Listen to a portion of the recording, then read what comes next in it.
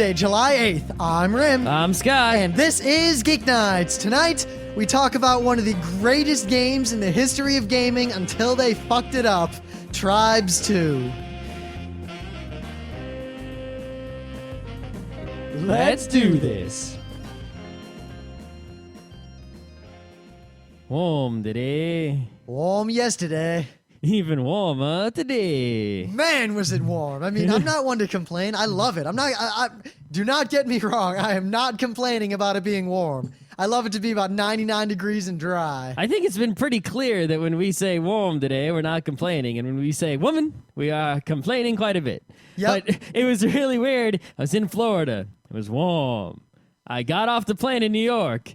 Just as warm. Well, I remember very clearly because I went down to the beach over the weekend, Wildwood with Skojo and everyone, and as we drive down, it was so hot and we didn't have air conditioning. It was like... Why didn't you have air conditioning? Well, we didn't take my car, which has no air conditioning, because my car also, the transmission is no longer cooled. Yep. So we took Emily's car, but we didn't realize the air conditioning hasn't worked on that car in a long time. Uh-huh. And Alex's car, the air conditioning doesn't work either. Am I the only person with air conditioning in the car? Until I buy a new car, yes. Alrighty. But, so, we drive down. It's crazy hot, crazy hot. We get to Wildwood, we open the door. It's actually pretty chilly in Wildwood. Because you know what the difference was? You were closer to the waters. Well, no, it was actually just a really cool weekend, all things considered, until... the day we got up, the day we left, it actually got stupidly hot again. No. See, in Florida, it was weird because, every day there was rain, but it was, these really tiny storms, in terms of the amount of ground they covered, but the intensity of the storms was big. So it's for, an hour every day, it would rain like crazy, but which hour that was, you had no idea. That was how it was when all the times I visited Florida with my family. We'd know that at some point during the day. Well, I've only ever really been to Florida, in the winter or in the, I never went in the middle of the summer before. I think that's it, because I've only ever been to Florida in the dead of summer. I've never been there in the summer. I've been there in the winter, in the spring. And literally, I was down there for a week and a half, and every single day for about 10 minutes, it would rain harder than you can imagine, then it would stop. The thing is, I looked at the weather map while I was there, and there was I saw green precipitation markings all the way up from Maine to Florida, and I was just feeling good. I was trying to think of you on the beach getting rained on. Except it didn't rain on us. Well, that's not what the Weather Channel said. So. Yeah, the thing is, it was actually really cool. Every morning it would rain, right? And scare everyone off the beach. So it did rain, okay. And scare everyone off the beach, or people would go home or whatever. And then the sun would come out and it'd be amazing. Did you go to El Russo's? Actually, we did. Oh, man. I played some DDR. I played some air hockey. Oh, man. I got to say, Supernova 2 is pretty hot. I think this is a 10th mix of DDR at this point. It is. I hung out with old people. I hung out with young people. They were old. Oh, I got to say one thing. I don't know if any of you air hockey people are still listening, but I know a lot of, at least for a time, a bunch of people in the National Air Hockey League found out about us when we talked about air hockey. But one thing we learned from you people was that the masters, most of the people who compete on the professional level use this alternative grip. Kind of like how in ping pong. Well, I think it's not an alternative grip. I think it's the grip, and we were using an alternative grip. Well, no, it's like how in ping pong. Most people who play ping pong play with a standard grip, but all the super pros mostly use the Chinese grip. Mm-hmm. I think it's kind of like that, because I've never seen anyone do that except these tournament people. So I tried it. I seriously tried it. I could pretty much pick where I wanted the puck to go every time. I could hit it as hard as I could ever hit it with all my arm strength with the flick of the wrist. Well, because really, air hockey is one of those wrist games. Throwing a baseball is all in the wrist. Air hockey is also all in the wrist. The things that involve arm are throwing a football is arm, shooting a basketball is wrist. I guess hitting a tennis ball is arm and wrist combined. Actually, no, it's just arm. If you're using your wrist, you're doing it wrong. You gotta rotate the racket into position. You don't hit it with the wrist, but you have to have the racket at the correct angle with the wrist. No, I'm not gonna. That's lame. Anyway. I'm not gonna get into it. A good way, if anyone out there is trying to learn tennis, to get good at tennis quicker, is to wear a rollerblading wrist guard that won't let you move your wrist. You'll be able to become a lot better in a hurry. Anyway, but yeah. air hockey is definitely all wrist action. So I don't think you'll ever have a chance of beating me again. I think I've pulled ahead. what do you think? I think I pulled ahead because you won't play air hockey anytime I'm not playing air hockey. But I practiced for over the weekend, and I Just practiced wait with the until new I grip. get an air hockey table. Then you're in big trouble. What? Do you get an air hockey table that I share in my house? I'll get my own house, my own air hockey table. We'll see. After I win my air hockey lottery. No, what I'm going to do, my strategy is I'm going to watch the videos of those guys because they have their triangle technique. And I'm going to basically do everything they do and just keep doing it no matter how much I lose or no matter how much anything, no matter how uncomfortable it is, until I get it right. Because if one human being can do it, I also have an arm that works. What I if, can though, also do it. Much like Lance Armstrong, eventually we'll run across the genetic freak who has like a double arm. Then we lose. If the guy can bicycle, I can also do it. I watch his legs and I move my legs in exactly the same way, and I just keep doing it forever and ever and ever until I achieve the best my physical body can possibly do. If his lungs happen to be twice the size of mine, that's the end of it. I can't go to the doctor and say, "Doctor, I need double lungs so I can beat Lance Armstrong in the Tour de France." He's better than X. He's twice as good. Twice as good. I need Z-Day-I so I can do archery. So, speaking of games that only use the wrist, there is, in fact, another class of sports that only uses the index finger. Burn. You're really lighting it up with this today. It's a second huge burn you've laid out. This game. So Activision and Blizzard Activision, merged. the makers of Pitfall. But we don't care about that at all because Blizzard announced somewhat Blizzard, famously, the makers of Warcraft 1. I mean, I'll say this. When I heard this, I honestly thought it was a joke. And when I saw the link, I thought it was a hoax. It took 3 sources for me to accept that this is true. But Blizzard is making a 3rd sequel to ClickFest. Well, it's not a 3rd sequel. It's the second It's a second sequel to the franchise of clicking. Yep. I can't believe they're making another Diablo game. Oh, everyone knew they were going to do it. I mean, they're making StarCraft 2. They made World of Warcraft. Diablo 3 is obvious. They pretty much, they've settled down into just, these 3 franchises, really, and they're just going to continue to produce games pretty much in these franchises, and I really don't see them doing much else on the horizon. They're pretty much only going to make Warcraft, StarCraft, and Diablo games from here on out. If Blizzard makes a game that isn't in one of those 3 franchises, I'll be shocked. I just don't understand.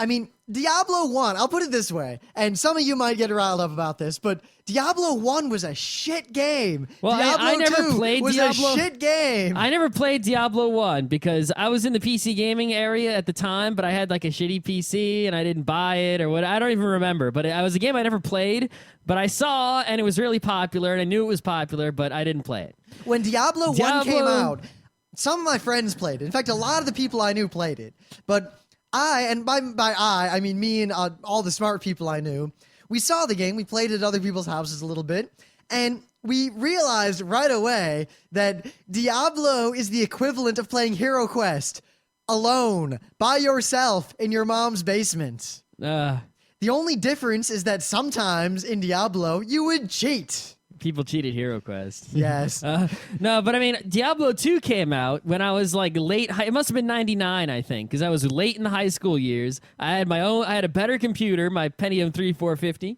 with my BX6R2 motherboard. The best motherboard ever, except it's slow, but it's probably still works. I have it.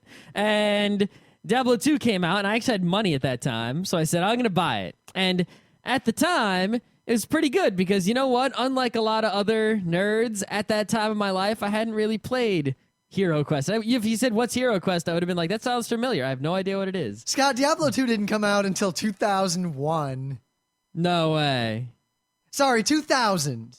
In 2001, it became, quote, one of the most popular on-games ever. And when I say, quote, that is an uncited, citation-needed thing on this Wikipedia What month page. did it come out in 2000? Doesn't even say. This article's terrible. So it must have come out either... I think it came out early in 2000 because I must have played June 29th, 2000. Huh. Good game, Captain Scott. See, I graduated from high school. I got the game. Then I played it, and then I went to Israel for a month. I came back, I played it, and then I went to RIT. See, I did play Diablo 1. And what I remember is that Diablo 1 was terrible. And I remember it's kind of like nowadays where I really don't like WoW and I kind of make fun of it a lot. And I kind of look down upon people who really get into it because the game's so simple and all this sorts of... But when Diablo 1 was out, I remember looking at people who played it and I'd ask them the same things I ask about WoW now. Why are you playing this game? Here's how it works. Ready? Click. Click, click, click. Click, click, click, click, click, click, click, click, click, click, click, click, potion. Click, click, click, click, click. Oh, I won. Yeah, I mean, I played Diablo 2, and now I figured out exactly which months I played it in. The reason I played it and the reason it was fun in those days is because, A, I hadn't really played that kind of thing before. B, there wasn't much else for me to do until I got to RIT and such. Because as soon as I played Counter-Strike, Diablo 2 pretty much went in the trash bin and never played it again. But because I had a 56K modem, and it was pretty much the only game that worked with multiplayer with real time on my 56K modem. I was still playing Weapons Factory. You had a cable. If I had a cable modem, I probably never would have played Diablo 2. I guess it's just I saw through Diablo 1 when it first came out, and I didn't play Diablo 1, so I didn't know. So when I didn't even notice when Diablo 2 came out, and what I really wanted, I mean, I think Dave and Joel on Fast Karate said it best, and I'm not even going to try to parrot what they said, but what could Diablo 3 possibly be? If it's probably going to be, I imagine... Well, no. If it's like the other Diablo games, it's going to be a super generic, super lame, super easy clicking game. Click on the bad guy. Okay, now click on the other bad guy. If you're about to die, just push the health potion button. Hit 1. Yeah, click on the bad guy again. Click on the bad guy again. If you level up, pick any of the squares. It doesn't really matter which square you pick to upgrade. Click on the bad guy again. If you're about to die and you're out of healing potions, push the town button. Go to town. If you're in town, sort your shit out. It's work. It's not even like a strategy of how to sort your shit out. It's pick the best shit you can afford and the best shit you have. Get rid of everything else. Conserve space. Buy more healing potions. Buy more town potions. Repeat. Like, it was such an inane game. Like, there was no gameplay at all. I would say that there's practically zero engaging gameplay in Diablo 1. I think it's really in the same genre as Gauntlet, only worse. I mean, on the one hand, you sort of have the upgrading bits and the managing equipment stuff, which a lot of people find fun, and I could see how, psychologically it's semi can be rewarding. But as a game, Gauntlet is more complex. At least in Gauntlet, you have to navigate mazes that are actually not just sort of go to the next screen. They're actually navigate the maze. The bad guys are actually sort of difficult. I think part of the reason, you have to manage your potions fighting death. You can't return to town or anything. I think part of the reason why I saw through Diablo was because of that Shadowrun game on the SNES. Because combat in that game was, hey. Yeah, I never played that either. I didn't even know that existed till I got to RIT. I played through that game to the end. Yeah, I didn't even know that game existed till well into college. I actually remember very clear when I discovered that not only could I talk to that Fox girl, but I could get her to join my party. Cat girl in your party, and then she died. Fox girl. Right. She didn't die. She died once. I turned the game off, started again, and I discovered that it is almost impossible to keep her alive. Right. So the hubbub about Diablo 3, right? Here's the way I see it. Either it's going to be like the old Diablos, in which case, why would I play? Or, this is my prediction, actually, is that it's going to be just like World of Warcraft. However, it's going to be a little bit simpler, a little bit less stuff, right? But, basically the same idea. But, of course, it'll have the classic Diablo 3-quarter overhead view and not the World of Warcraft behind the avatar view. And it's going to be like one big, elaborate co-op WoW raid. That's what it's going to be. It's going to be one big, really fancy WoW raid. So if you like WoW raids, you're probably going to love Diablo. You're going to be, just getting in line to pay $50. We're not, if you haven't guessed that. Now, I got to say one other thing. Dave and Joel also brought this up, so I don't think it really needs, I don't need to say much about it, but their term Rafflegate is something that needs to be used more on the internet.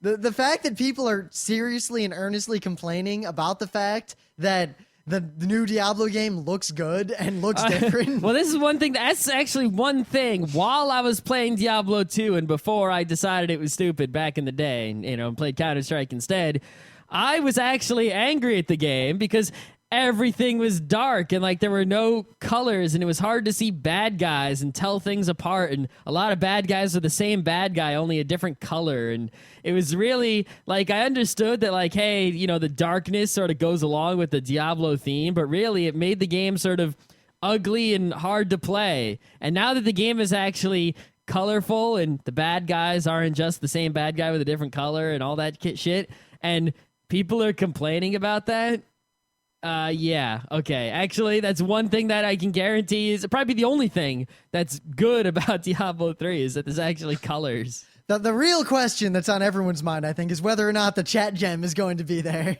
The what? Remember that gem?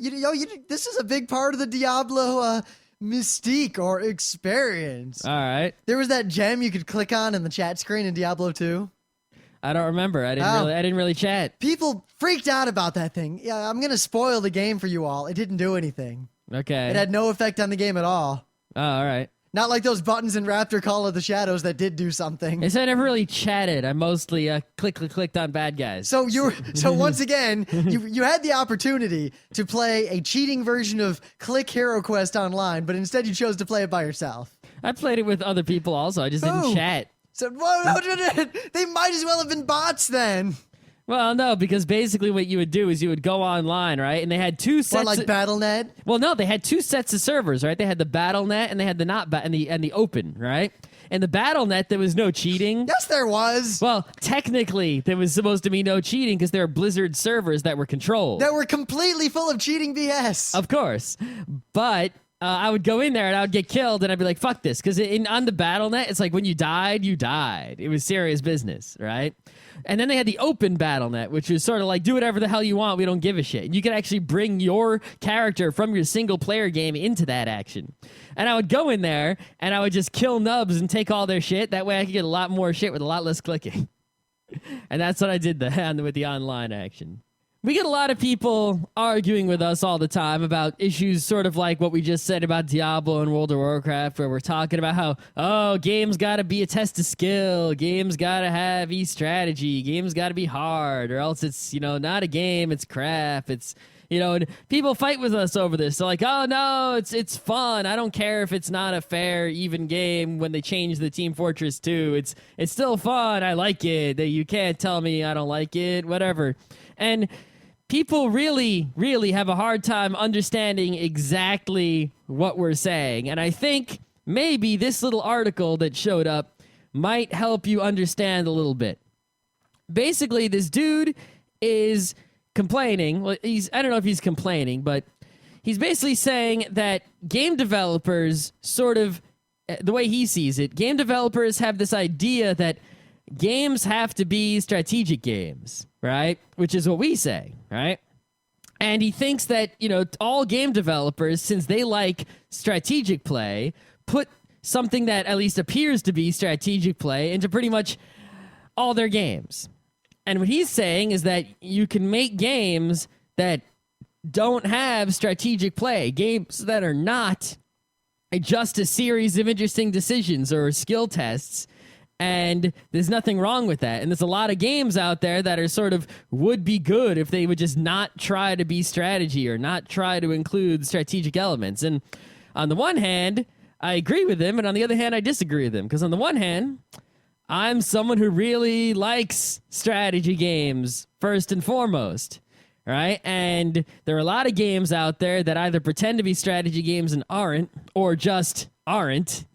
And, those games are games I don't like. So when he's saying, oh, games don't have to be strategy games, I'm saying, no, I want strategy games. I want real strategy games. Well, see, what I think he's saying, the idea here is that you can create experiences that aren't necessarily what we would look at as a traditional game. Exactly. They're more like a movie. It seems like every time someone mixes game and movie, they just take half of each and do both kind of weakly, and thus you get modern Final Fantasy games. Yeah, and this is where I agree with him in that he's saying stop trying to be a strategy game. There are plenty of good games out there that aren't strategy games, and he some examples he gives are like Brain Training or Grand Theft Auto or Guitar Hero or The Sims, right? The Sims is just a sandbox. It's not a winning and losing game. It's not a, series of interesting decisions game. There's no strategy to The Sims. It's just do what you want and have fun. It's just entertainment software. There's not really a game to it, in the definition of game that involves tests of skill and competition, but in the definition of game that is, entertaining pastime. And there are a lot of games out there that, because developers like strategic play or have strategy on the brain, look at like Metal Gear Solid 4. They put in the stealthy bits and they put in, some of the movie bits. And I guess people like that, even if I don't like Metal Gear, right? But other people do. But they also put in, why does it have to be a game where you win and lose and you gotta, guide him to the thing with a chance of being caught? Why not just make it a game where Solid Snake's gonna win? It's a movie, but you can sort of control the action scenes to make them awesome.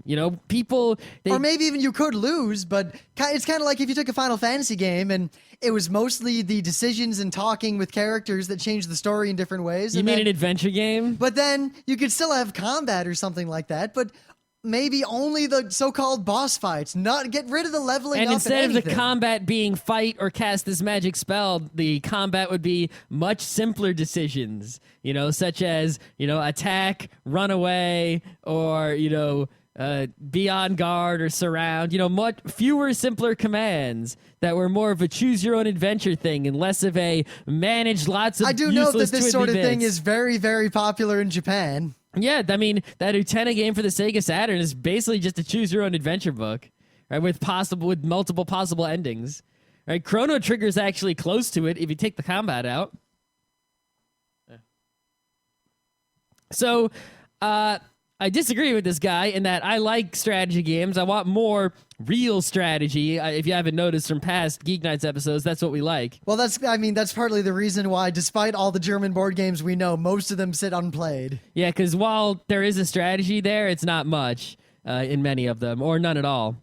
Well, if you go by a game theory perspective, a winning strategy is one which is predetermined and will always win. And once you figure that out, there's no point in ever playing the game again. Yes, because then you're not making a decision, because a strategy in the game theory speak, a strategy is the set of decisions you will make. And if that set of decisions is already, if you've already determined your strategy when the game begins and you're not going to change it, then you're already done playing the game. There's no more decisions for you to make. It's already locked in place. That would happen to us a lot playing.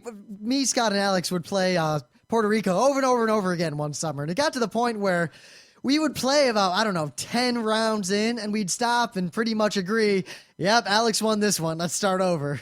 Yeah, we wouldn't even bother finishing the game because we knew. We knew exactly all the decisions we'd make right up to the end. Yep. So... on the one hand, I want strategy games, and I want games to actually be a series of interesting, not so much interesting, but difficult and meaningful, non-arbitrary, non-random decisions that are interesting is good as well.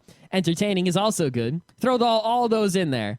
But if someone's going to make a game, some sort of entertaining piece of software, if that is their goal, to make entertaining software, and their strategy gaming doesn't really have to play a role. There's no need for it in many cases. A sandbox, type of entertaining software is great. Just a story entertaining software, maybe with, some choosing of adventures and not necessarily winning and losing strategy is great.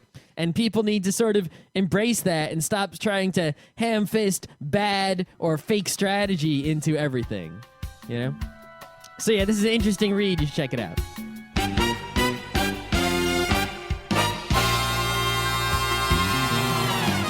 So before I do my thing of the day, Scott should probably get his out first, since I kind of lead right into the gist of what we're talking about today. All right, Rim. So those people like to play the miniatures games, the Warhammers and such, right? Yeah, always interested in them, but never really my bag for various reasons. One of the big reasons not to play those is because they take too long, and mostly because they're really expensive, right?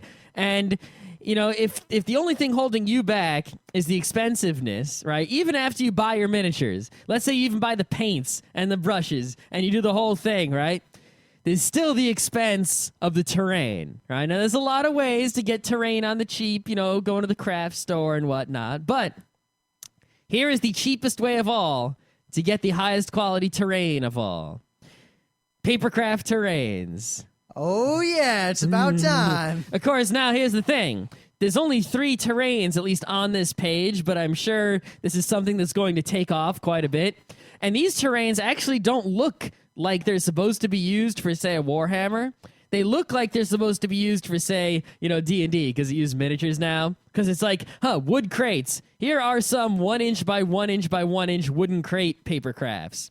Here are some 2 inch by 1 inch by 1 inch tombs, paper craft. I can put them right next to the... See, for all the years at RIT and all the years We I played really D&D, wanted that. What was it called? Oh, yeah, that 3-dimensional thing. Basically, it was you would buy these sets. It was like Mage something. I forget. But it was basically you bought these sets of already pre-made, pre-painted, like actual dungeon bits. No, I was actually going to go a shade cheaper and talk about how I never owned a hex or a square mat because they were too expensive.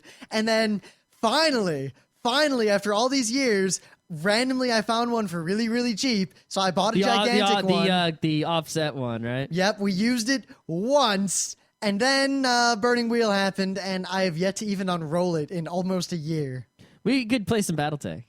BattleTech sucks. You suck. BattleTech rules. I'm done with BattleTech. No. BattleTech is only awesome in the college days when you have infinite free time. I miss those days. If we become idly rich, will you play BattleTech? Probably. Okay. In fact, if we became idly rich... But don't say it sucks. Just say, it's not... No, but it does suck. No, there's a difference between... It's not a bad game. Yes, it is a bad game. It's just not a convenient game that fits with your current lifestyle. The way we played it was a bad game. That's true. But BattleTech on paper is not a bad game. Yes, you know what else isn't a bad game on paper? Communism.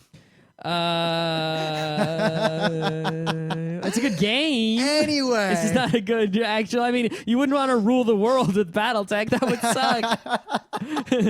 I mean, yeah, it says the Constitution of our country. Isn't that the BattleTech compendium? Why, yes, it is. I think the problem was that we played... Now roll 2d6 to find out if I kick you in the head or in the nads. We didn't worry so much about money, so we just everyone make an 80-ton mech and let's fight until someone's still standing. So yeah, you really have to play the campaign, which we never did with the money system. Even well, I think that's because a big part of BattleTech really is that the whole world and the the society and the basically history. And we never got into that enough to really make it happen. You would make like a 240-ton mechs with nothing but small lasers and run around being ineffectual until eventually you got headshotted by a Gauss rifle.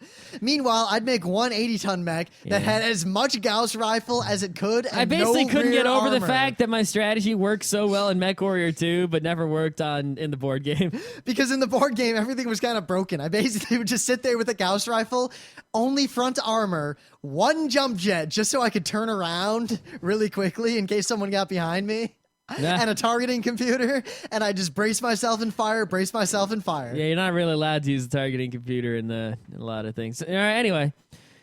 So yeah, check it out. Papercraft stuff for your miniatures and other relative miniature gaming needs. So, I have for you 18... You did a lot of work on this. I did. I'm proud of this. It's in my blog. You should be. Not for any reason to get people to read my blog, because I point out that the most recent thing, other than what I have put in my blog that I'm linking to as my thing of the day, was when I reviewed the WoW CCG on April 23rd. Didn't we review that on the show? Yes. All right. Before that was in March that I posted There's something. a game that pretends to have strategy that doesn't. In fact, in March... Could we make, say, a CCG or even just a card game, a non-collectible card game, right? That wasn't a game of strategy, that was perhaps a sandbox or something else kind of game. Easily, some sort of role-playing game. Yeah. Like Nanofictionary. Well, Nanofictionary is still a winning-losing game. I'm talking about a role-playing card game. I don't know. Just We'll have pure to think role-playing about that. cards. But anyway. So, basically, there are two webcomics that have been very near and dear to me in my life. One is Penny Arcade, obviously. Best webcomic ever, bar none. The other one, it was The Bad Boys of Computer Science. Not the best comic, all things considered, but it was very close to the way the Front Row Crew was at RIT, which is probably the reason it has so much appeal to me. Imagine you found a webcomic that was, to a large degree, effectively about you. And the conversations the characters had were often conversations that you and your friends had on a daily basis. So between these two comics, you can kind of see the entire story of Tribes 2 from the very innocent beginning to the dizzying heights to the tragic, tragic end. So I have for you, in order, 18 webcomics that in their wholeness show you everything that was Tribes 2.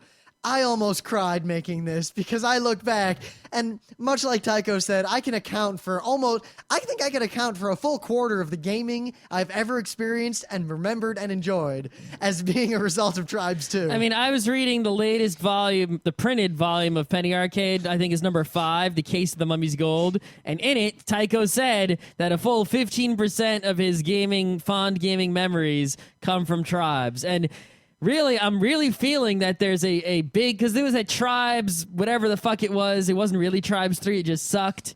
And now we have this Legions thing that's on instantaction.com that's basically Tribes Light, but it's not really the full-on Tribes. Also, it doesn't have reverse mouse, thus I cannot play it. Yeah, maybe they added that. You should check, but... I've almost already given up. Yeah, I mean... Because I installed Tribes 2 again the other day. Me too. And I spent an hour just flying around remembering how great it was. Right, I also installed it, and we're going to try to get some Tribes 2 action, but I'm feeling... in at least our local community, and also I'm feeling it from the Penny Arcade guys, that there is this great desire for Tribes action that is like this undercurrent in the PC gaming world. At least there's a group of people who want this action. Even if the group isn't large, we exist. And I think we feel strongly enough about the awesomeness of Tribes that we're willing to put forth the effort to make it happen, even if it only amounts to getting a Tribes 2 server up and playing, even with not enough people. If it somehow came to be that I could just play straight up unpatched original release Tribes 2 online with other people, and other people actually played, I would probably give up all other FPSs for the rest of FPSing. If there were enough people playing all the time, I wouldn't need another FPS ever. I mean, unless they saw... I mean, it is... I mean, as awesome as Tribes 2 is, as perfect as it is, right? The improvements could be made. I mean, you could up the graphics. You could make the Shrike slightly more controllable. You could update the game engine to sort of be more modern, so it's easier to set the controls, the talking to other people, with the radio. Shazbots. Yeah, microphones could, and headsets could be supported a little bit better with a better protocol. Granted, they were supported better in Tribes 2 than any game out at the time. Good God. Tribes 2 is the only FPS where you can play online with voice on a 56K modem, and you'll be just fine as long as you I guess no, you'll be just fine. So, in case you couldn't guess what we're talking about, on March 21st, 2001, possibly the greatest team-based, stateless, multiplayer, capture-the-flag first-person shooter ever was released. Scott bought it immediately. Because the hype before this game was unjustifiable at the time. The amount of just people were going crazy about this game. And I was leery because I was not terribly familiar with the whole Tribes, Star Siege thing. Well, let me sum it up real quick here, right? There was a game called Star Siege, right? Actually, I just found this out from Wikipedia just now. There was a game called Earth Siege. And it went on Earth Siege and then Earth Siege 2, and who gives a shit, right? The really started with Star Siege, and Star Siege was a mech game, right? Just like Mech Warrior 2, because remember, Mech Warrior 2 was like Game of the Year in, I think, 95, if I remember, maybe 97? It doesn't matter. It was like a huge game, Mech Warrior 2, absolutely huge. Took over the PC gaming world, and mech games are big back then, real big. So Star Siege was another mech game. Wasn't quite Mech Warrior 2, but it came later than that, and it had better graphics and whatever. Then from Star Siege came Star Siege: Tribes, which was Tribes 1. And this game... That was 1999. That game, in and of itself, had a relatively small but extremely dedicated fan base. Much like, Mega TF and Weapons Factory. It was one of those games that people who got it and realized what it was and the potential that was there clung to it like grim death. Yeah. And it was also one of those games where there are certain aspects to a game that when they come out with newer versions, people don't like certain things that have changed, so they cling to the old version. Like people who still play CS 1.6 instead of Source, because there are things about the old CS that, there's certain things about it that they love so much that they don't like that when it's not the same. It's like Source is a different game to them. Like there are people clinging to Beta 7 when CS 1 came out, So Tribes 1 is one of those things where a lot of the people who are dedicated to it really clung to like the way it controlled, the way it handled, the way certain weapons worked, and they really didn't like, anything about that changing. But Tribes 2 came out in 2001, and so let me tell you a story. This game, it was hyped up and hyped up and hyped up, and everyone was talking about how this is going to be like the best fucking game ever, and I was very incredulous at this point. But Scott, who had money at the time, relative to me, bought it right away, and it sold out almost immediately. Well, I mean, I was playing Counter-Strike at the time. Tribes was a big deal, right? At the time, the internet was pretty, it was like these were days where my internet usage would be read Slashdot, read Penny Arcade, read Bad Boys of Computer Science, read 8-Bit Theater. We would be in front of networked computers almost 6 or 7 hours a day. And, nowadays, most of my computer use is like the web browsings, the IM, that sort of thing. Back then, most of my computer use is play multiplayer game. Yes, or message people with download IM, music and movies. Or I'd message people in IM to tell them which server I was about to play a game on. Exactly. So when this new game was coming, it got mad hype, and I was like, I'm ready for it. This is a big deal. I'm going to be in on this brand new game. Because I came into Counter-Strike, like Beta 5, Beta 6, Beta 7, something like that. And, I was a little late to the game. People were better than me. I'm like, I'm going to get this game the day it comes out. I'm going to be the best. So Scott gets it, and he brings it out, to his dorm room, and he plays it. No. The first thing about Tribes 2. Like, I think we've talked about Tribes 2 on the show before, but we've never really we never let loose. Yeah. The thing about Tribes 2, I turn this game on, and I'm like, okay, I do the train. I start a map, and the map is loading. Now, you got to understand, I was playing as a Pentium 3450. Yes, the same one I just mentioned. So the game didn't load that quickly, and I couldn't turn the graphics all the way up.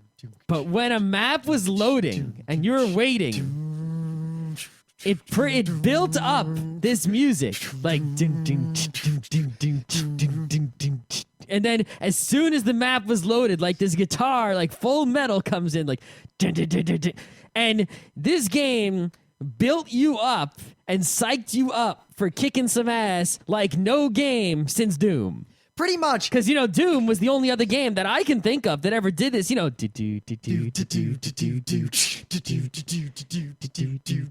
then, So, they'll talk about that a little bit before we get into the whole story. But basically, one of the things that Tribes had was dynamic music, like dynamic loop-based music. The music would speed up, slow down, change flawlessly and seamlessly based on not only the map loading and the game starting and everything, but what was going on around you while you were playing. Yeah, I mean, a lot of single-player FPSs today have music, like Half-Life 2, games like that, they purposefully put music in at specific points in the game, but it's to match seamless. Like you're playing Half-Life 2, and you'll turn around a corner. Obviously, when you turned around that corner, that triggered a wave of bad guys, and it triggered some music. And you hear the music, you think, "Oh, this is one of those." It's scenes. all choreographed, right? In Tribes 2, I mean, sure, we could probably do it better nowadays with our better technology, but remember, this was 2001. That was a long freaking time ago. Yeah, and what other multiplayer FPSs have music at all? They don't have music, a lot of them. Counter-Strike doesn't have music. All you hear is... Yes, it does. Yeah. Bang, fuck bang, you, bang, asshole. bang, bang. Oh my god, Jesus Christ, hacks. Oh my god, Jesus fuck Christ, hacks. Doom headshot. Doom headshot. That's the music it has, Dominating. Yeah. Not much music going on there. But it was so seamless and dynamic, and Tribes 2 is one of those games, one of those rare games that would pump you up to a level that was almost unreasonable and unsafe. It was one of the only multiplayer FPS that actually had like atmosphere and intensity and energy in addition to the actual gameplay, which I'm going to begin. All right, let me list for you the things that Tribes 2 had going on, right? Let me tell you the basics. For anyone who's never really understood what Tribes is all about. Tribes is an FPS, right? The basic game is capture the flag. You shoot the bad guys and the other teams. You can get their flag and get it back to your base while your flag is still at your base. Now, there's a couple of things.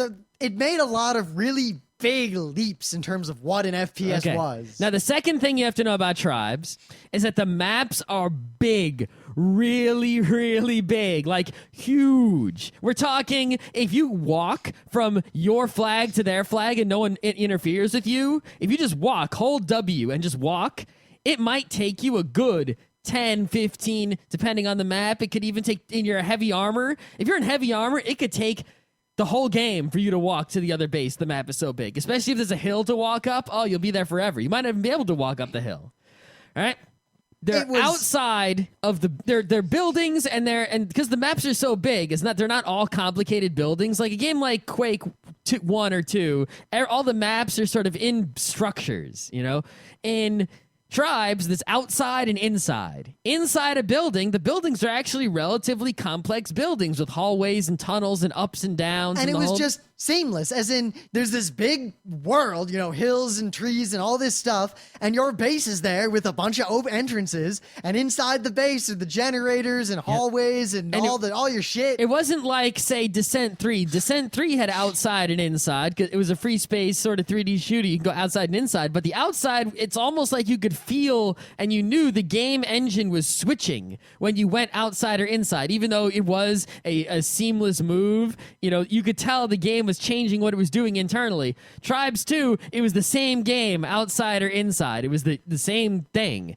And outside, when you're not in a nice base, a building, it's just hills and valleys and terrain, mountains and little rivers, those water. Gigantic miles, effectively. Yeah, I mean, a lot of times, even if you had the best computer and you had enough horsepower to turn the viewing distance all the way up so you could see as far as you could see, a lot of times the enemy base would be like a speck on the horizon. Now, if that. So how does a game like that play? I mean, wouldn't you hardly ever run into anyone else? You would everyone would be so slow. You want a fast FPS. We're always talking about how we want fast FPSs, right? Well, one thing was the game was 32 on 32. Yeah, it was like sometimes be 40 on 40 on crazy servers. You had a lot of people in. So even though the map was big, you really couldn't sort of hide from everyone.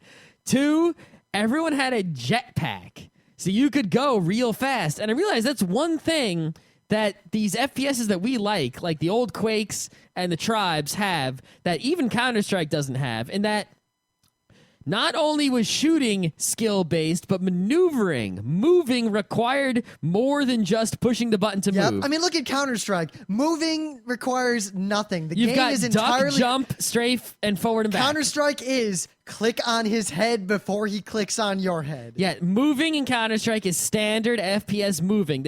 You can jump and duck, but that's about it. There's not much to the moving. Team Fortress 2 is even less because it's so slow. You push a button and you are going to move in the direction you want to move unless there's a wall in the way. But then let's look back at old games.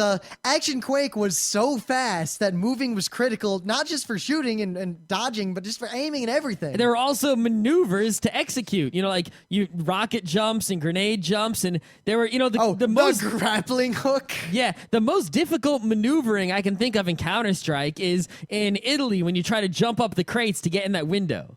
If you're on the counter-terrorist Pretty team. much, once you get that down, you've mastered moving in Counter-Strike. Right, but in Tribes 2, moving was an endeavor. Like, you could practice moving. You had to manage... I would play a map by myself and just practice, dodging things. I'd circle strafe down valleys, shooting my spin fuser at a tree while I was going down to try to hit it every time. It's not only you had to manage, because what it forced you to do was you have a jetpack, but the jetpack has energy, and you can't just hold the jetpack down because it'll run out of energy, it'll putter, it'll sputter, and then you can't move really quickly anymore. All you could do is walk. And walking was basically dying. Yeah, basically, if you were walking, you were going so slow that someone would just blow your brains out. If anyone was around. The idea was to move fast all the time, but to also move in the direction you wanted to. But because of the physics, because of the momentum, if you landed on a hill and you tried to suddenly turn around and go uphill,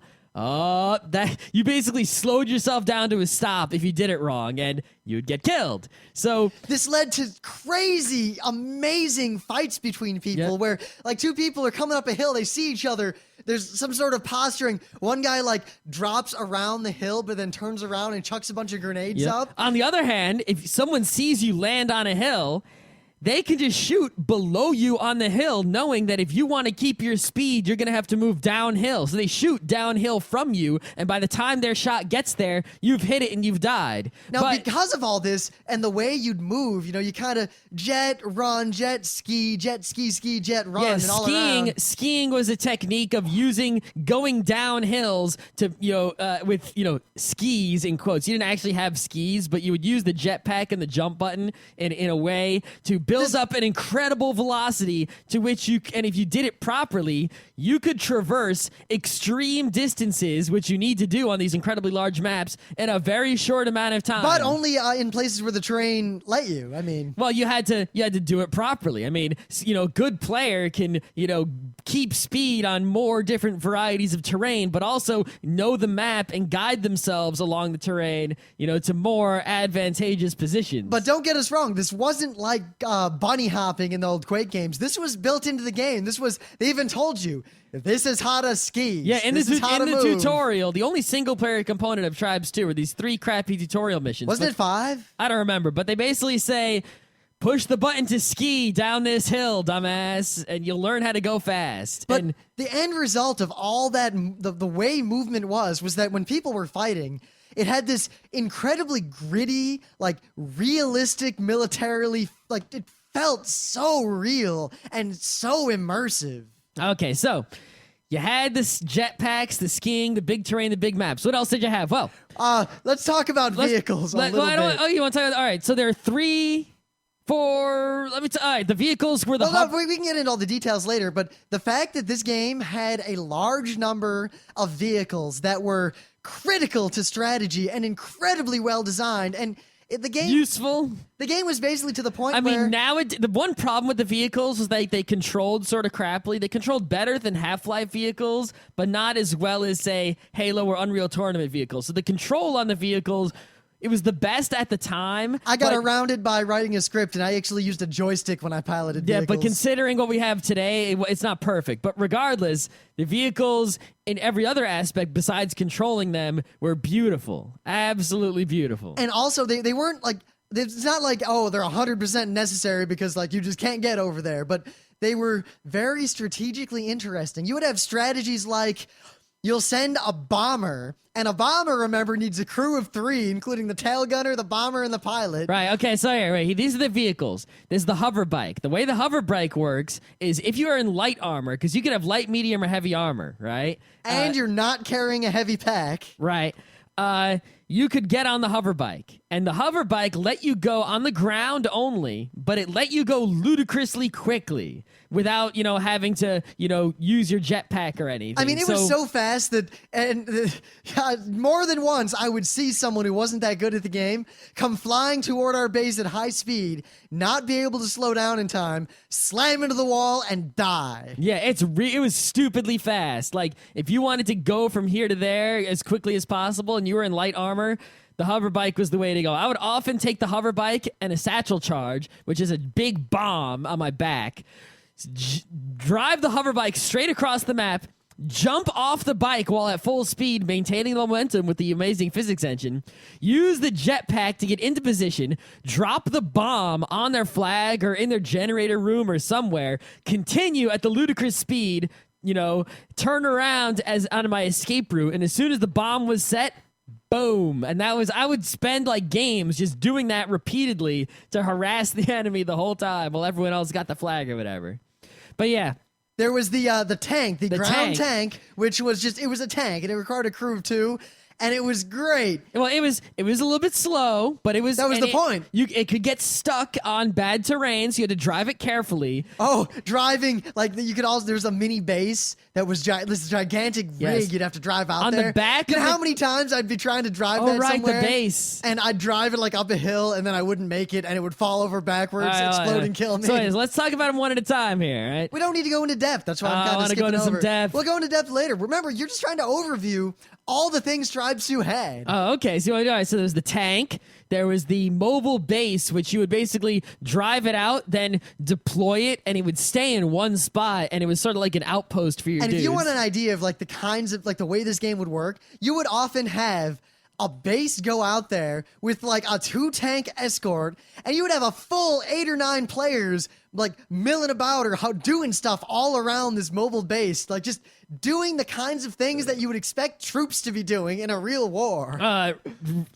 filling up their health, recharging their Well, no, armor. in terms of like the base is going out, and you have like the tanks providing escort because people Yeah. are trying to blow this thing up. Yeah, the Meanwhile, tanks basically had a driver and a giant gun, as you would expect. And one person was the gunner and one Meanwhile, person like was the driver. you've set up out there, you've got all these support people going around, like putting land spike turrets and radars at the perimeter area and kind of securing it. Maybe one guy goes up and clears the mountains of any snipers that might be hanging around in the area. Yep. All right. Then you had the Shrike, which was a one-man fighter jet thing. You had the bomber, which is one person flies the bomber, one person drops the bombs, which were the biggest explosives in the game. Those. The only thing more satisfying than dropping those bombs was firing that fucking mortar. Yeah, or getting bombed. Indoors. Yeah. And then the bomber had one person could stand on the back of the bomber to protect it. And then there was the troop transport, which was basically a big, slow plane, but like 5 or 6 dudes could stand on it at Heavy once. guys too. That's the only thing that heavy guys could ride in. So it was basically the only way to get guys in heavy armor to the other side of the map in a hurry. But it was also a big target. Okay. Now, the other thing that Tribes had, just moving on right from the vehicles, and I want to get back to the vehicles because they illustrate the point beautifully. I talk a lot about strategic depth and tactical depth and all those sorts of things. In a game like Team Fortress 2, the number of strategies on a map or at a given time, or the number of tactical options is extremely limited. Like you could have a list even with the new added stuff, okay? How does the pyro have? You can choose 2 different pyro loadouts, all right? And you can choose, between 2 or 3 or 4 weapons maybe, and you have a secondary attack or something like that, right? Let me go through all the stuff that you had in Tribes 2 just without vehicles. Okay, This is just loadout tactics. This is just loadout. All right, so you could choose light, medium, or heavy armor. Okay? And they all, like, light is super fast and can't carry much and kind of weak, and heavy is super slow. Obviously. Okay. Depending on the armor you picked was how many weapons and which weapons you could carry. So you could actually customize your loadout down to which weapons you had. So there was, I could choose to have the blaster, the spin fuser, and the missile launcher, or the blaster, the spin fuser, the missile launcher, the sniper rifle, and the grenade chain launcher. gun, the Gauss gun. You could choose your specific loadout of weapons. You could even say just the spin fuser, please, no other weapons. So what you would do is basically you could save presets. So I had like 10 different presets. One the game was like, came with 10 default presets. and I but you made 10 more. You could make your own. You could say, this is the exact configuration of equipment I want. And, all right, so not only was there weapons, some weapons were ammo-based, some weapons were energy-based. There were packs. Everyone had a pack, and you could only choose one pack. There was the shield pack, which is pretty much, if you activate it, you're pretty much invincible for as long as it's activated, but it used your energy. You had the energy pack. It doubled your energy, which is really good if you want your light, because then you could jet twice as far. But it was also really good if you had the sniper rifle. Well, you had to have it. You couldn't use the sniper rifle. That's true, because the sniper rifle used a shit ton of energy because it was an energy weapon. But say an ammo-based weapon doesn't use energy. You could have an ammo pack to increase your ammo. There were a whole bunch of packs. The satchel charge, the bomb I was talking about that I would drop off in the enemy base. There was that also a pack. a whole separate meta game of stuff where you would pick you could pick up a spike turret or a spider turret or a mini refueling station. You could go out and stick these things in places. Yes, you could pick to have equipment instead of, in addition to your weapons, like, a turret which you could install somewhere on the map that would shoot at other people, or you could have beacons. I think everyone has a beacon or two. You started with a bunch of those. Those were default. Every single player has beacons, mines, grenades, and I think one health pack. And don't forget the targeting laser. Oh, and everyone has a targeting laser. We'll get to that. God. So the mines. So much. Look how much shit. We're not even half through, and this is just some of the shit that everyone has by default. How much stuff you have on you by default. Now, in addition to that, we said you have a base, right? On a given map, right, you have your base, which is a big building, and somewhere in that building is your flag. Somewhere else in that building is your generator. And the generator, maybe you have multiple generators, power things like shields that protect safe areas of the base, or turrets, and yes, turrets, because you see, in the base, all over the place, by default, and you could put more and move stuff around, were turrets. And also, outside of your bases, there would usually be a bunch of these towers, and in the towers were these giant turrets, and you could get a pack that had all these different kinds of turret heads, and you would fly over there and install it. Yeah, for example, outside of the base, built into the map is this missile turret, and it works in a certain way, and I can go out there, I can fly over to it and change it from a missile turret to a laser turret, if I want, electric turret. Right? And the electricity turret, what it does, the missile turret locks onto flying things and fires a homing missile. The electricity turret shoots anything in the air and drains energy out of it. So if guys are trying to jetpack into the base, this would drain all their energy, emptying their jetpacks. They would land on the ground and they wouldn't be able to jet, and then we blow their brains out. Now, in addition to all that, one of the things you could carry was a repair pack. And I mentioned generators because one thing you could do in this game, one of the most important things, is that you could destroy anything. Anything that moved, you could destroy. Yep. So turrets you could destroy, generators you could destroy. The things, basically, there are these things all over the map. Vehicles you could destroy. There are these things on the map that basically, when you want to change your equipment or sort of refresh yourself, like when you would spawn, you would immediately enter one of these little stations to sort of equip yourself. It's like right now I have nothing, but you chose the loadout of medium armor, grenade launcher, whatever, right? You walk into one of these stations, it goes whoosh, whoosh. Now you have your loadout. It sort of, change. So if someone was a spy and they broke into your base, they could destroy all that stuff or break the generators. If the generators are down, none of those things work. Yeah, so you need to repair the generator in order to... But meanwhile, all right, so they destroyed your generator. They might still be in your base, and now your security systems aren't working. You have to go in there and get them yourself, but you got to keep people defending the now undefended flag because all the turrets around it aren't working. Now, also, I keep talking about these turrets. There was this command interface to the game.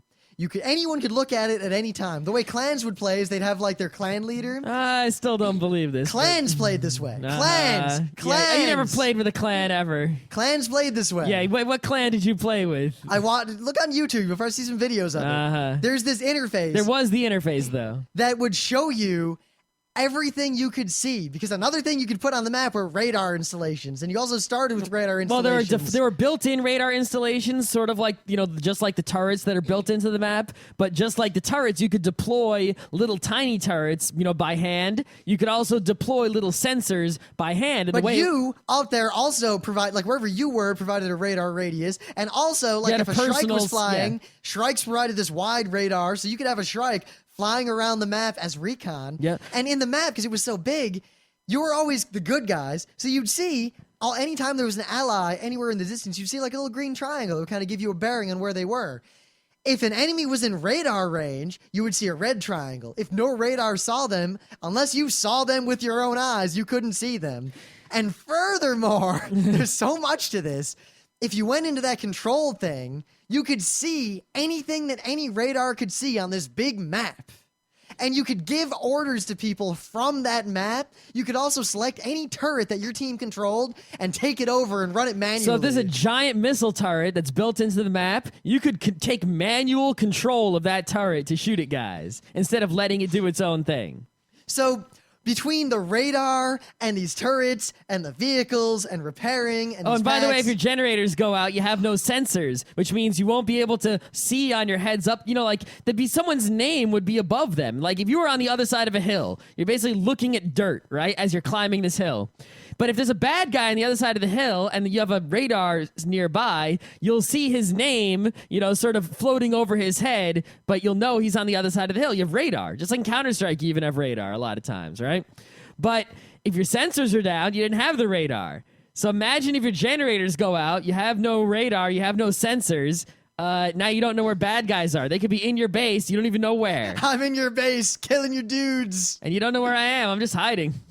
So let's talk a little bit. I mean, that we haven't even really touched on everything, but what did all this turn into? What was play like? Like, it's kinds of strategies or things you would do are a map starts. Well, so I mean, the thing is, maybe everyone will say, like, I'm going to do this, I'm going to do this. People would say, well, you do this, and I'll do this, and you do this. And then the map would start. And one thing, I would go out with another guy, and I'd just go around the map placing radar and obviously skirmishing with people and getting radar in these good positions. And then I'd go back. Maybe I bring like one of those resupply things with me and I fly all the way out behind the enemy base in this hidden area and I make a little resupply like place. And you really like doing those support roles of sort of, play with all the infrastructure and build turrets, build stations to help people out. Other people would be capturing the flag and killing guys, but you would be sort of deploying all the equipment all over the map to make it as easy as possible. And then you'd have, drive one of those mobile bases out to the halfway point of the map. Like in base defense, defending a base. Repair things.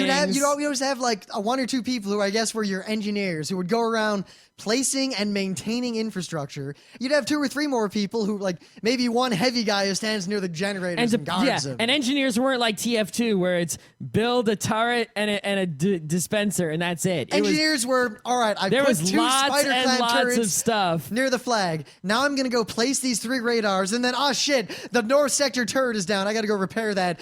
Guys, the enemies are all over that turret. I need an airstrike. So then the bomber comes in and takes out all the enemies over there so you can go they could repair even it. destroy your vehicle dispensing machine and you had to go repair that shit. So, I mean, strategies you would see would be like, 2 or 3 snipers go out and surround the enemy base, like in the hills in the distance, and they wait for the signal. And the signal is suddenly a bomber flies over, dropping bombs everywhere. Holy shit. So the bomber's taking everything out. So you see suddenly the enemy troops are like, ah, shit.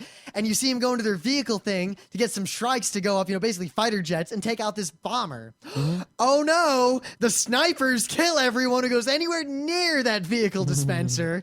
And then while you've blown everything up with the bomber and you wouldn't let him build strikes, that's when the troop transport escorted by a Shrike arrives full of heavies. They're in the base firing mortars through the doors. Generators are out. You've got the flag. Yep. You give the flag to the quick guy who jumps on the bike that someone else had placed hidden behind a tree near the enemy base early in the game, and he drives back to the base and you cap. That's one cap. Got another half hour to go. Yeah, see, that's if you play the full-on game. There are actually a lot of times you would play this game without, bases, really. It would just be capture the flag, with jetpacks, and there would be some equipment lying about the map that you could pick up, and it was more of a sort of relatively pure FPS, and you didn't have the vehicle. No, don't let me, despite all that strategy, knowing the strategy of, yes, we'll send a Shrike escorted bomber to bomb them while we place snipers, and then every single one of those people also had to have crazy mad FPS skills or they were worthless. Well, no, but I mean, I'm saying is that the game had to scale to it. The game we're describing is the full loadout of 40 on 40 giant maps. Yep, but even the game also had smaller maps. It didn't even have bases. It had medium maps where you could play on foot, but there were really no vehicles. It was sort of just a on foot only map where you had all the equipment, but you didn't have vehicles. My favorite mode was Siege, where it was 32 on 32 or 40 on 40, and it was literally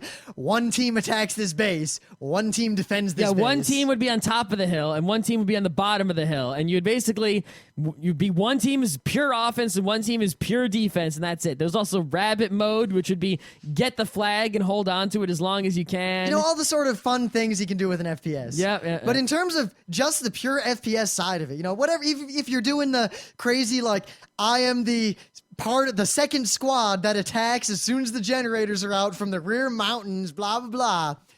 The individual combat, the way you would fight was in and of itself, one of the best FPS combats ever. Yeah, and the thing is, some people look at it on the surface level and they're like, okay, I'm going across this map alone and I encounter this dude and he starts dueling me, and we sort of start jumping up and down, shooting at each other. And they're like, oh man, that's pretty stupid. Why would I stop? I just keep going. I don't want to have all these little one-on-one duelies all over the place. I want to have a big war, The thing you don't realize is that, all right, yeah, okay, start running away. You'll just die. If you basically ran into someone in that game, your choices are pretty much either kill them or... The other thing was with all this, like the strategy and the way the game would go, all right, so you are off in like a remote sector. Like there's this remote base and you're stopping by there to load That was up. another thing is it was really cool is that the maps are so big, there would be sub-bases and even sub-bases. And they were actually complicated little structures that might even have basements and upstairs and towers and the whole thing. There'd be a lot of times I'd be playing a game and someone would give the call to everyone saying, yeah, the base in the north is totally overrun, and we'd have to organize a strike team to go out and clear the thing. It's like you had one big base, but you also had these little bases that they weren't totally unimportant. I mean, people would stop there to, basically recharge and regroup and get their equipment back and all that sort of stuff. But they were all over the map, and sometimes there'd be sort of these neutral bases. You would sort of want to take them for your own and not let the other team, get too much control over them. But all right, so I'm on my way to my remote outpost to load up, and then I'm going to go, I'm going to go take out the enemy's radar. Like, that's my plan, and then I want to snipe. I'm going to do this thing to hurt the enemy. And I run across, I see in the distance in the radar that out in this remote sector where there's no one else nearby, there's another bad guy. All right, I see him in the distance. He's probably like 20 clicks away. I don't know what his loadout is. For all I know, he's a heavy with mortars who's going to completely fuck me.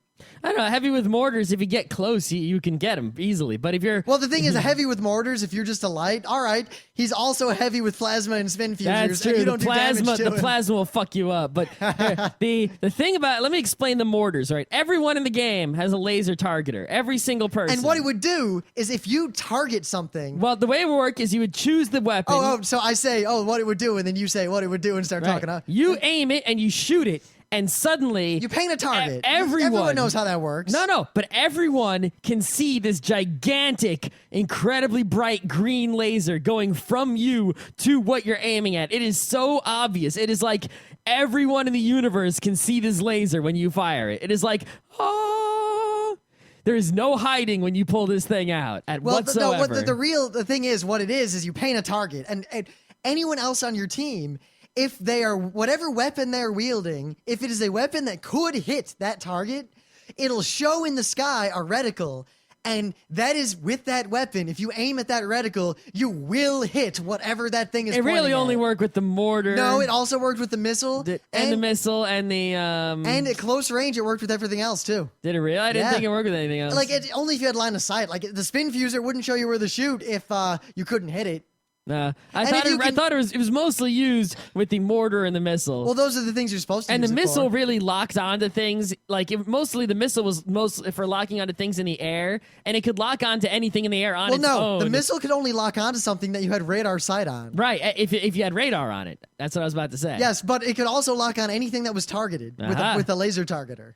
So you could say your radar's down and you can't see that whatever that's coming to get it with a missile from the turret. You paint it, and suddenly that turret starts shooting missiles at it. That's true. That's true.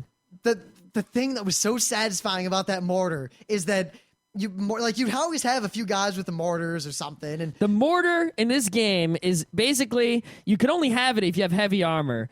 And it fires this sort of rocket, but it's a bouncy rocket. Well, it's a mortar. It's slow, and it has this huge plume of green smoke that follows it. It is one of the most satisfying weapons I've ever fired in a game. It goes like da-doom, and this thing goes... And it goes off into the distance like a mile. It goes stupidly far. Like, you could shoot it halfway across the map, literally.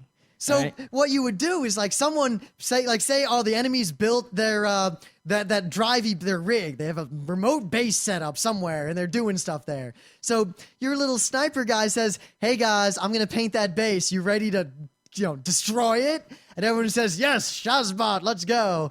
So he paints it, and then all the people with mortars see the reticle in the sky. They all start shelling this thing. It's like for like a minute, for a second, they see this green laser appear, this bright green laser. And then... So they start chasing after who's shooting the green laser because they really have no other option. So they go after this sniper, and he runs away by the time they get to him. Meanwhile, from behind them, in the sky, just this shower of green smoke, and then like the biggest explosions you've ever seen just destroy everything. Now, what's really frightening, and the reason why the transport is so incredible, if you can get a heavy armor with a mortar to the other side of the game, to the enemy base, inside, you fire those mortars inside. They bounce around like crazy. It is so spectacular. It's basically a nuke. It is so amazing. You go into the generator room and you just fire like 3 of them at the walls. You don't even need to aim. And they just bounce around all over the place with just ridiculous explosions. Oh, my God. It's basically like a 4th of July in your closet is what it's like. If the 4th of July involves being shot at by toxic mortars. Like set up an entire fireworks display in your closet while you're in there. I do also want to say that's the mortars inside. That equally satisfying was the sniper rifle, which was just perfect in every way. Like the way sniping worked in that game was so good. Counter-Strike in those games are just too small for sniping to make any sense. But in this game, that is true. Like literally, if you were a sniper, it was kind of like a real sniper where you kind of went out either by yourself. You could use the stealth action, or too. you'd come with a partner. Like in some really important games, sometimes like a sniper would go out, but he'd have with him like a medium guy because he'd be kind of bait. And then when they came to flush out the sniper nest, oh shit, there's a medium guy here. Yep. But you'd like hide in the mountains, pick your target, wait for the critical moment, like your flag guy's coming to do his capture thing. So you shoot that heavy and kill him like 10 seconds before your guy arrives. That is one thing, is like, as great as Counter-Strike is, right? They have these, and it's even Team Fortress 2 and even the original Team Fortresses. They had the long range and the short range weapons, and it sort of makes sense, right? There should be long range and short range. But really, all those games, I mean, even though in Counter-Strike, like say a P90 or a TMP is not effective at quote long range, I mean, even the longest range in Counter-Strike isn't really long range in terms of me aiming. It's just long range in terms of, this weapon has really inaccurate bullets.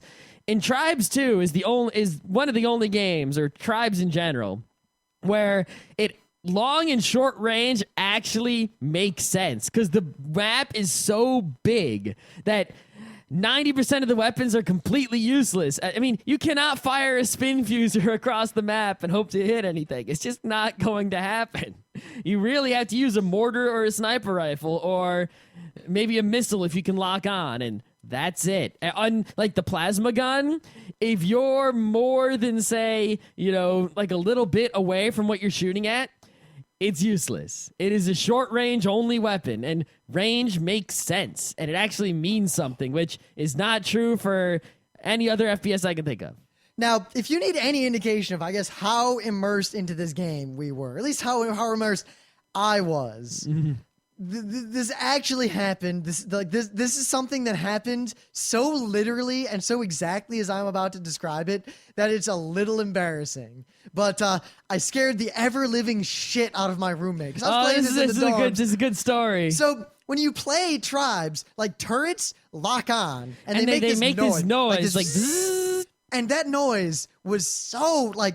I would really freak out in the game because you hear it, and when you hear it, a turret is locking on to me. Because usually the maps are somewhat symmetrical. You knew where the enemy turrets were, right? You would only really go over there. You would try to find a path to circle around back, or you'd go so fast that the turrets couldn't lock on to you, or you would basically try to avoid turrets in any way you could. But sometimes they would hide like a wall-mounted spider clamp turret, a spider clamp turret somewhere, and you'd be like, "Fuck!" But there was this, or like you just not paying attention. Generators would be down, but then as you were coming in, they would fix them, and then turrets would get you. You know how many times that happened to me? Like I'd be in the enemy base, like ready to do some business. The generators are out, and suddenly the lights turn back on, and I hear like 3 turrets locking onto me, and I just go, "Fuck!" Yeah, pretty much. So I'm playing this game a lot. I hear that sound, especially because of the kind of roles I played. I'd run afoul of turrets a lot, and my reaction to a turret was this kind of, oh shit, I get out of the... So I'm sleeping, I'm in my dorm room, in my bunk bed above my computer, and I am asleep. I'm sound asleep.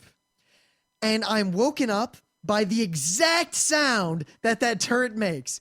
And I kid you not, I yelled turret and like swung around, knocked the arm that keeps you from falling out of your bed off my bed, and then fell out of my bed onto the floor. Knocked my computer chair over. It's this crash, bang, and I turret. I'm laying on the ground, fucking hurt, because this giant bruise in my side. Ah! And I look around, and I look out the window, and I see that there's some cherry picker out there doing some work on something. And when the arm of the cherry picker moves, it goes... Vzz. Every time it moved, it made the noise of a turret.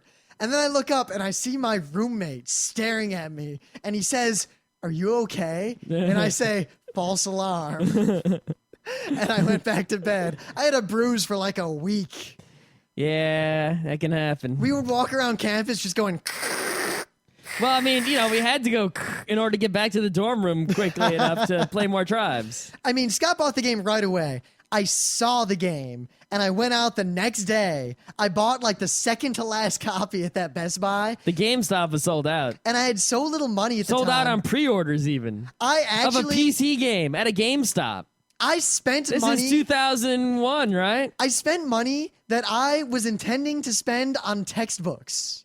I did not buy textbooks because I bought Tribes 2. It was worth every penny. Yeah. I mean, my favorite roles to play in the game. I love being the strike pilot. I'd get my joystick out, I'd get in a strike, and I'd escort bombers, and I'd take out other strikes, and I'd strafe. Like if the guy was getting away with the flag, I'd just strafe him as soon as he got on top of a hill. Man, it really makes me sad to think about like exactly how long this game lived. Because I mean, we bought it in March of 2001. That's when it came out, right? By the next year when we were living in Colony, the game was dead. Oh, that game was so good. The game lasted maybe less than 5 months before we played it in Colony. Quite a bit, in fact. I don't remember that. Yes, we did. In fact, I upgraded my computer and was able to play it better. I don't remember playing it in Colony at all. I remember playing it, freshman year after it came out. I remember playing it at home over that summer. And then that was all I remember. We definitely played it in Colony quite a bit. I don't remember. But anyway. I don't know how you couldn't. That was some of the best times. We both play on the same server because both our computers were in the living room. The best times are definitely in the freshman year. When the game was fresh. How could you not remember, Scott? Both our computers were in the living room. We would play on the same server, on the same team, like every time. I remember doing Counter-Strike like that. I remember doing Tribes like that. I remember it being dead by then. That's really weird. Anyway. I don't think I want to talk about why Tribes 2 fell and what happened to it. Because basically they kept... We don't even need... It's so sad. It wasn't even just the patches. It was the modding community and the fact that the developers basically listened to all the people telling them what to do with their game instead of just leaving Gwelenuff alone. Here's something interesting about Tribes 2 is the first game, at least as far as I could tell, where it came with a built-in and decent matchmaking system for, starting servers, joining games, leaving games, finding servers to play on. It had this whole community thing built into it. It had a forum built into the game. It had email. It had email built into the game. I had a Tribes email address. Clans were built into the game. Like playing the game as a clan.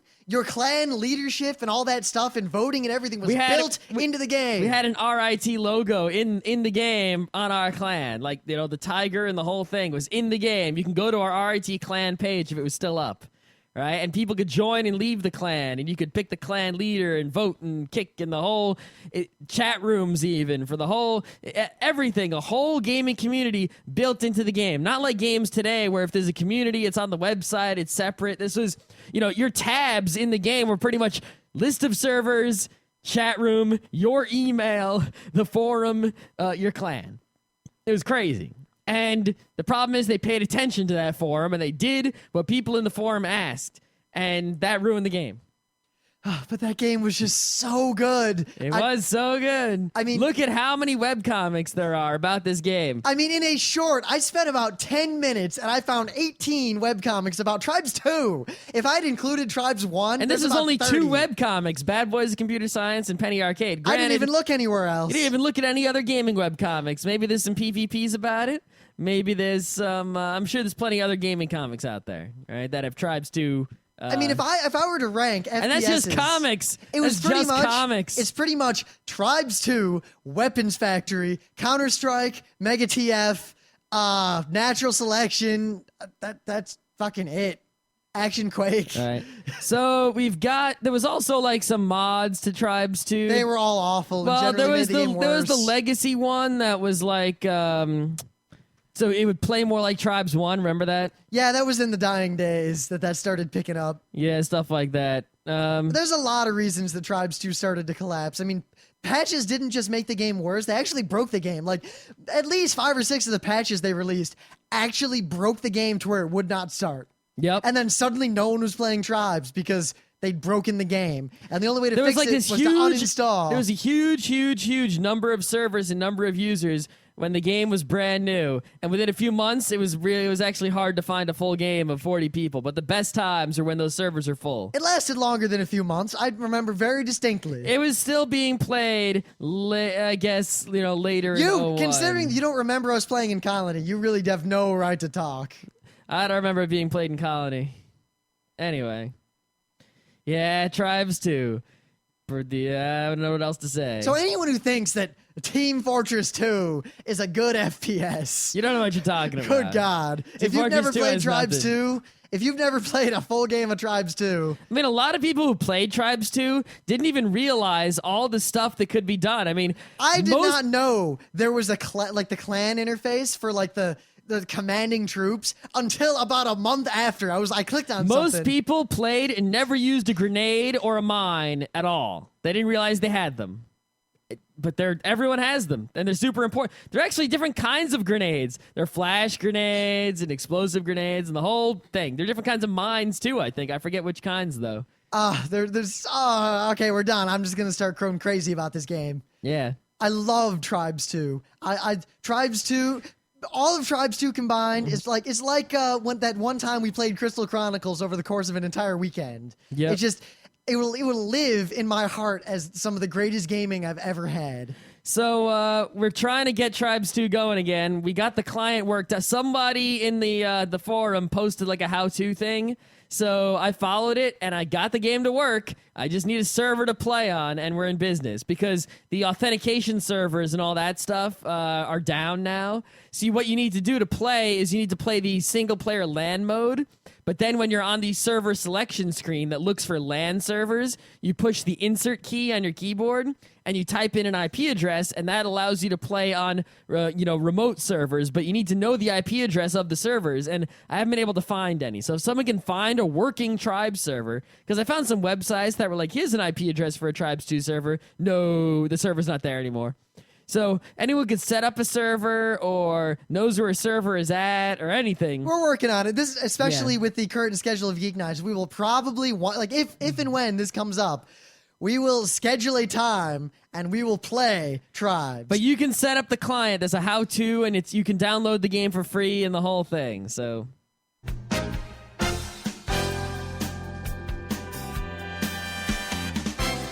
This has been Geeknights with Rim and Scott. Special thanks to DJ Pretzel for the opening music.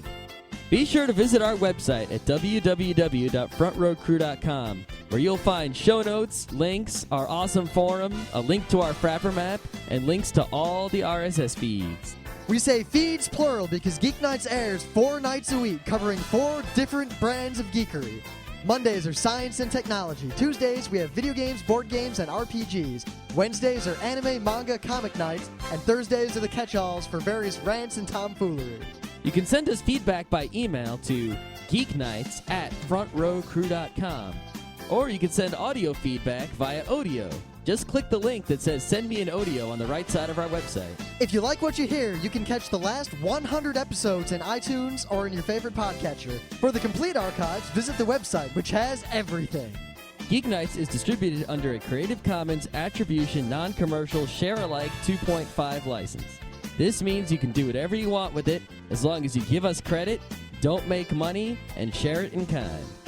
Geeknights is recorded live with no studio and no audience. But unlike those other late shows, it's actually recorded at night.